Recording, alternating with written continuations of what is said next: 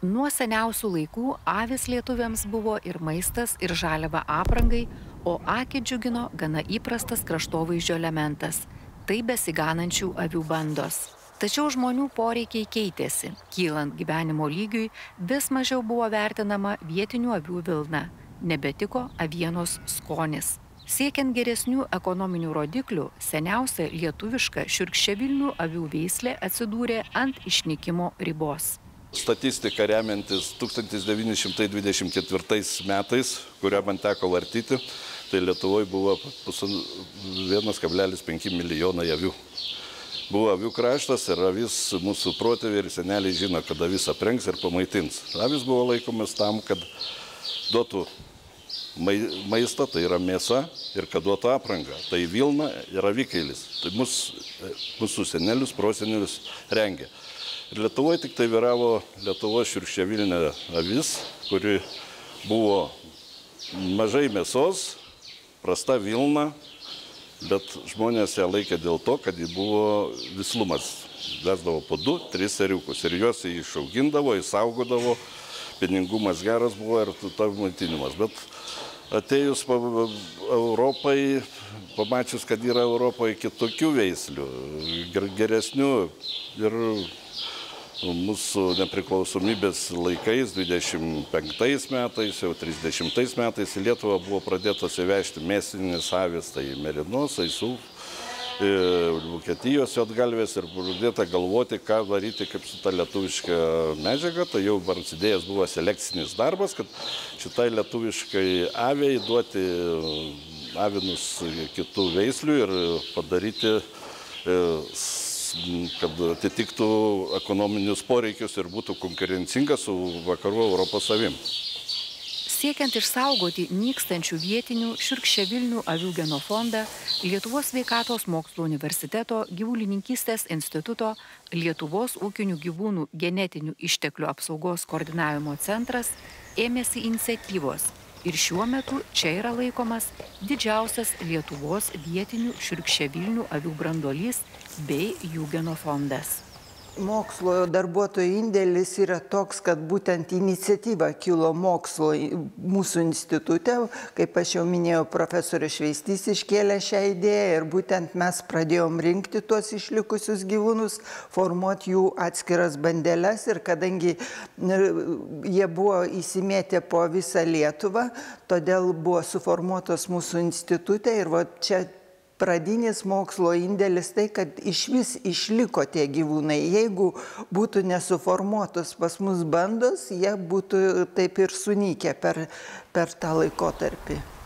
Už kelių kilometrų nuo Baisogalos dvare įsikūrusio gyvulininkystės instituto Šeduvos avininkystės ūkyje veisiamos ir gausinamos juodgalvių avių bandos.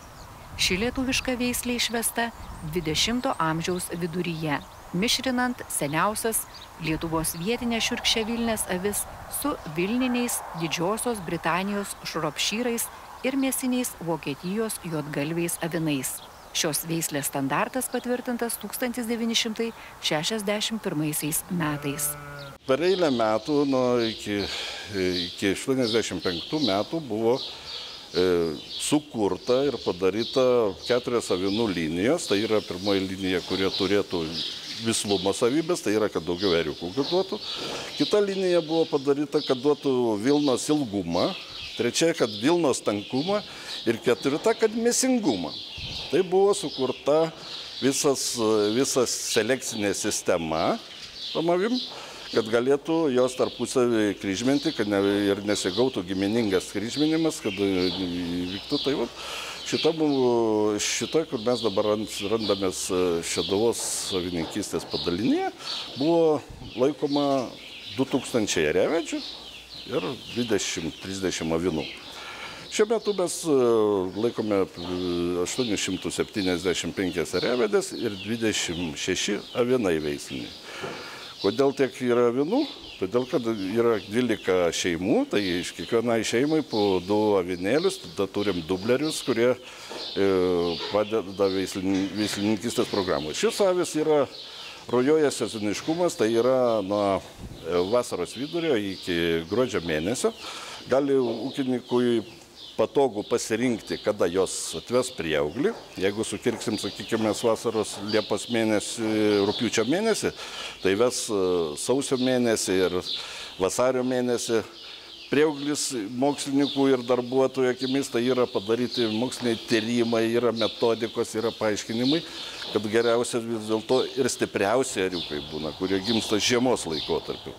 Intensyviausias juodgalvių avių veislės kūrimo darbas vyko Pasvalio, Telšių ir Radviliškio zonose. Lietuvos juodgalvės paplitusios visoje Lietuvoje, įvežtos į Latviją, Baltarusiją, Vokietiją. Šiuo metu visoje populiacijoje apie 9 000 avių.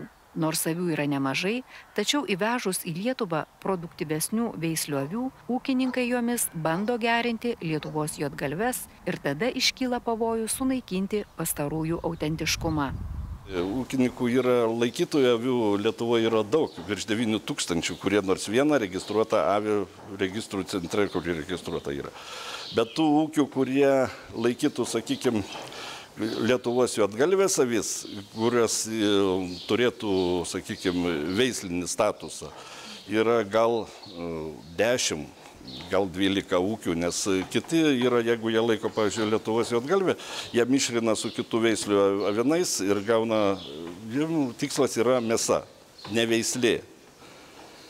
Veislinis darbas tai yra sudėtingas, selekcinė prasme, veterinarinė. Daug reikalinga daug žinių ir didelis, kruopštus, ilgas darbas. O ūkininkui reikia rezultato čia ir dabar. Jis geriau paima tada avį, sukryžmina su kitokios veislės avinu, gauna rudenį mėsą, jam mėsytę gavęs, jisai ją realizuoja ir laukia kitų metų. O šitą, jeigu šitie avinukai ir avytės, kad jo veislinė medžiaga taps, tai praeis 1,5 metų. Mes jų nerealizuojam. Aišku, mes mėsą irgi realizuojam, turime ir skerdyklą, nes, sakykime, iš 100 avinukų veisliai bunitavimas, selekcinis darbas, eksterjero vertinimas, morfologinis vertinimas, jis užtrunka gan ilgai ir iš 100 avinukų gal veislinių mes atrenkam 20 ar 15, priklausomai nuo jo savybių. Pavyzdžiui, jisai viskas gerai, galvytė gražu, bet gal kojų pastatymas, gal kas nors tai... O jeigu tai kalbant apie morfologinę, tai yra mėsos savybės, Lietuvos juodgalvės mėsa tikrai labai yra geros kokybės, maistingumo atžvilgių. Omega 3, omega 6 labai geras santykis, tai yra dietinė, galim sakyti, mėsytė. Štai ir jos ir kaina atitinkamai išauga, nepalyginti mes nei su vištienos, nei su kiaulienos kaina. Tai didelį darbą atlieka Veterinarijos akademijos mokslininkai, LSMU gyvulininkystės instituto mokslininkai, mes darom visokius bandymus, darom šėrimo, bandome kitokias metodikas pritaikyti, kad jūs paspartėtų augimas, kad būtų, sakykime, ir mėsinės savybės pagerėtų, tai tas bendradarbiavimas duoda rezultatų. Šeduvos avininkystės ūkio gamybininkai kartu su mokslininkais iš gyvulininkystės instituto bendradarbiauja siekdami ne tik išsaugoti juodgalvių avių genofondą, bet ir bando metodikas, kurios leistų pagerinti juodgalvių avių veislę. Kuo pasižymi juodgalvių avių veislė, pagal kokius požymius galime ją atpažinti. Esame fermoje, kurioje laikome Lietuvos juodgalvės avis. Kaip matome, mes šiandien turime Lietuvos juodgalvius avinus. Avinai yra be ragų, tokia veislė. Gali būti užuomazgos ragelių, bet jie yra taikus gyvūnėliai. Jeigu muša, tai muša su kakta. Jeigu išmokinti labai lengva, kad jie jau turėtų mušimo savybių. Bet taip kaip matom, jie yra nesenai prieš mėnesį nukirpti dar, nes žiemą praėjo jau kailio nebereikia, jiem vasarą per šiltą būna, kerpamas vieną kartą metuose, gaudame iš avinų 4-5 kg vilnų, iš ėriavedžių 3-4, o iš šitų avinų jaunų, jeigu kerpame rudenį, tai gauname apie 2 kg vilnus.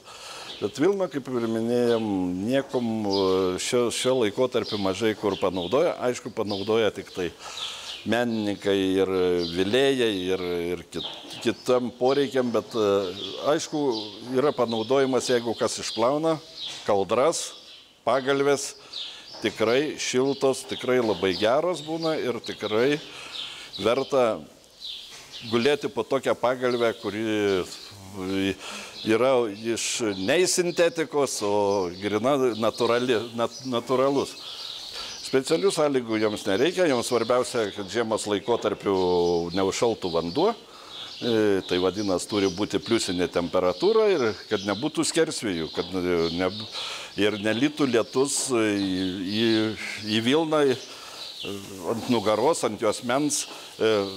Avis, jos turi, Vilna yra, kaip jeigu mes ją pačiupinėtumėme, yra kaip būtų riebaluota, bet tai yra ne riebalai, tai yra lanolinas. Lanolinas sutepa Vilną ir avis, pavyzdžiui, vasarą, kaip lietus lyja, viskas nuo avies nubėga. Nubėga dėl to, kad jisai nepatektų į odą. Jeigu patenka į odą drėgmė, sergame kvėpavimo takų ligomis ir stengiamės, kad jos geriau nesirgtų, negu reikėtų gydyti, tada ir augimas stoja, ir kitos savybės. Tai reikia vadovautis principu gerai šerti, gerai prižiūrėti ir nebus sergančių. Selekcininkų ir gamybininkų darbas siekiant išgauti norimas avių savybės yra sudėtingas, ilgai trunkantis, reikalaujantis žinių, žmogiškųjų ir materialių išteklių. Mes esam gamybininkai, mes organizuojame darbus, duodam biologinį turtą, žmogiškuosius išteklius, mokslininkai duoda, sakykime, žinias, sustato metodiką, parašo schemas, ką reikia padaryti, ką norim padaryti. O informaciją turime arba mes išplatinti, arba mokslininkai, arba konsultavimo tarnybos. Tai tas darbas turi būti bendras. O finansavimą mes gaunam tik tai iš genofondinių eriavedžių ir avinų išlaikymui. Metus jisai siekia šiuo metu apie 160 eurų, bet aišku, tų pinigėlių išlaikyti aviai, veisliniai ir aviai jau neužtenka. Nes tai yra ir pašarai, ir aišku, dabar nepaslaptys, kad žmogiškųjų išteklių darbo užmokestis ir viskas taip toliau, ir energetika yra subrangusios, tai jeigu mes, sakykime, kerktumėm grupinių būdų, galėtumėm išvengti žmogiškųjų ištekliaus pertekliaus, mažiau žmonių įdarbinti, tada būtų, bet tada nebūtų selekcinio darbo, nebūtų Lietuvos liūtgalvių, nebūtų genofondo ir būtų paprasta banda, kurią laiko dauguma ūkininkų. O tokių ūkininkų, kurie laikytų virš 200 avių, Lietuvoje yra apie 190 fermų. Bet sakom, mes negalime pasakyti, kad tos fermos yra veislinės. Veislinės fermos yra Lietuvos avių augintojų asociacija, kuri kontroliuoja veislinių fermų darbą, yra veisimo programos, turi vadovautis veisimo programomis. Ir jeigu dabar, kodėl mes sakom, kad čia didžiausias yra banda Lietuvos juodgalvių, tai šioje bandoje turi būti, norint, kad būtų veislinė medžiaga, turi būti rašyta į kilmės knygą skyrių. Skyrius rašymas, sakykime, Lietuvos juodgalvių avių, veislinių avių yra apie 9000 šiuo metu. Bet kilmės knyga įrašyta yra 4500 kažkur. Tai vadinasi, šitos, kurios įrašytos į kilmės knygą, tai tikrai yra veislinės avis ir veisliniai avinai. Šiuo metu juodgalvių avių genofondas yra išsaugotas ir net plečiasi šios veislės augintojų ūkių Lietuvoje skaičius. Tačiau šiurkščiavilnių avių populiacija yra sunykusi maždaug per pusę.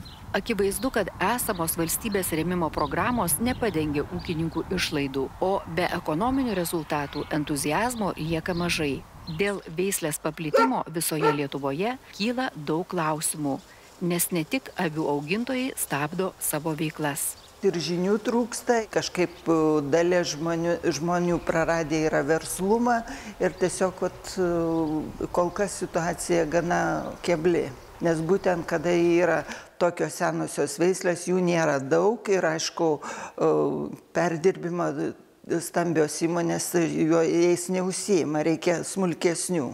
Jiem reikia didesnio kiekio, nes stambus įrengimai ir kad čia tiesiog gaunasi tokia terlionė. Kai kurių įmonių vadovai tiesiog yra šviesiai tiesiai pasakė, geriau atsivešim iš užsienio tiesiog skerdenas ir taip yra patogiau perdirbti. Tai aišku, tada ir susidaro problema. Šiuo metu Lietuvoje auginamos avys yra įvairių veislių, bet nebūtinai vietinės. Avininkystė populiarėja tarp augintojų, nes plečiasi produkcijos vartotojų ratas. Avienos mėsa yra pripažinta kaip viena vertingiausių, daug žmogaus organizmui teikianti aminorūgščių, mineralinių medžiagų ir vitaminų, pasižymi puikiomis kulinarinėmis savybėmis. Palyginus prieš 10-metį, kas buvo vartojimas ir dabar tas vartojimas išaugo, nes mes ne vien lietuviai vartojam. Mes turime atvykusių iš musulmoniškų krastų darbuotojų ir biškutį keičiasi žmonių migracijos, žmonių srautai, tai atsiranda ir poreikis musulmonų kraštų žmonės tikrai mes stengiamės, kad turėtumėme avienos, ėrienos mėsos apskritus metus, tai pastoviai mes turime klientus, mes turime ir pastovius klientus. Tai yra restoranai, yra kavinės, yra parduotuvės, yra aišku ir pavieni žmonės, kurie gurmanai, kurie labai mėgsta avieną ir jie atvažiavę sako, ar bus avienos kvapas tos mėsos. Mes aiškinam, kad ten gali būti mažas kvapas, neryškus kvapas, nes jie jau sako, man reikia, kad aviena būtų, kad lajus būtų. Tai jeigu lajus ir avienos norim, kad būtų jį stiprų, turėtų specifinį kvapą, tai galime mes pasiūlyti Lietuvos širkščiavilnę, kuri tikrai turi šitą kvapą. Jau Lietuvos juodgalvė, kaip jinai yra jau selektiniu atžvilgiu išvesta į liejus kitų veislių avių kraują, jinai neturi tokio ryškaus specifinio kvapo, bet mėsa tikrai yra kaloringa, labai naudinga žmonėm, daug turinti proteinų, tai yra baltymų, kaip omega-3, omega-6 geras santykis ir kaip mes pabandėm ištyrinėti tyrimus atlikti, tai LSMU veterinarijos akademijos mokslininkai tikrai atlikti tyrimai parodė gerus rezultatus.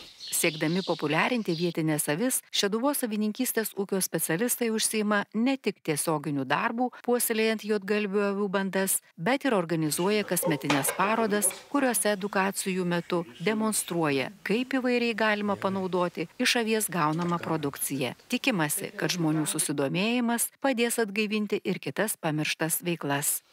Vilna ir avikailiai yra opi problema, nes mūsų, kaip minėjau, jeigu vilna būtų švelni ir jų mikronai sudarytų 15-20, tai tada vilna būtų mūsų paklausi ir reikalinga kaip Naujojoje Zelandijoje ar Australijoje. Mūsų avių vilna yra pusiau švelnia vilnė, tai sudaro 28-35 mikronus ir šitos vilnos nelabai kam reikia. Kitas dalykas yra, su vilna mes neturim Lietuvoje plovyklos. Vilną išplauti yra iššūkis. Turim kaimyninę šalis Lenkiją ir Lietuvos firmas, kai kurios veža išplauti, bet tai yra didelės išlaidos tiek išplovimo, nes vilną išplovus jos išeiga būna 60%. Tai ir Lietuvoje, aišku, sumažėja mūsų mezgėjų, sumažėjo mūsų močiučių, kurios, sakykime, moka megzti ir gražius gaminius gaminti. Nes nepaslaptis, žmonės atvažiuoja, prašo vilnos, yra Lietuvoje karšyklos ir šitą lietuvišką vilną tikrai yra gera, jeigu ją gražiai kažkas sukaršia, gražiai suverpia, siūlo lygumo.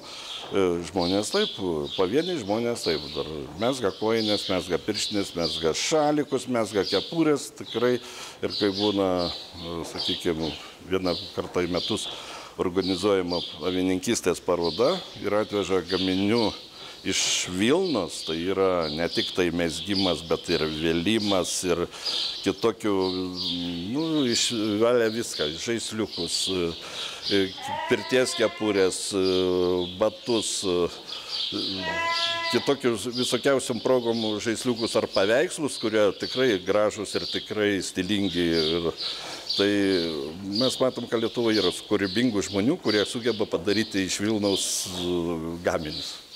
Be mokslininkų įdirbio, be specializuotų ūkių, kurių tikslas išsaugoti vietinės avis, norimų rezultatų nepasieksime. Tad norisi palinkėti kantrybės specialistams, dirbantiems šių veiklų baruose ir tikėtis, kad mūsų vaikai lietuviškas avites pažins ne tik iš paveiksliukų knygose, bet ir gyvai, turėdami galimybę jas pačiupinėti natūralioje aplinkoje. Avis yra toks gyvūnėlis, kuris duoda ne tik tai džiaugsmą. Vieniem jis reikalingas, kad jisai papuoštų kraštovaizdį, kad jis gražu būtų, vasarą išeina į laukus ir mes tikrai matom daug gražių. Ir mūsų bračiodami žmonės, nes yra ganyklos įsidėstę prie pagrindinio kelio, tai tikrai žmonės ir sustoja, ir filmuoja, ir paveiksluoja, ir stebisi, ir užvažiuoja. Ir be to, kaip avis duoda produkciją, bet tik tai tiek, kad Lietuvos juodgalvė avis yra konkurencingumo sąlygomis, jie stovi biškutį žemiau, nes paros priesvaris, mėsinių savybių biškutį mažesnis skaičius yra. Todėl ji būtina Lietuvoje ją įsaugoti kaip veislinę medžiagą. Ir tikrai jos, nes jeigu ji pasklis savarankiškam egzistavimui, jos gali nelikti. Tas nutiko su Lietuvos šiurkščiavilnėm avim. Praradimus Lietuvos avininkystėje galėtume stabdyti palaikydami ūkininkus, auginančius visas lietuviškas veisles. Kalėdoms rinkimės vietinę žąsį, pramogaukime su žemaitukais, skanaukime lietuvišką avieną, medžioklėje rinkime skaliką. Šis gyvasis paveldas ne tik reprezentuoja Lietuvą, bet ir mums patiems primena protėvių gyvenseną, kurią perduosime ateities kartoms kaip vertybę.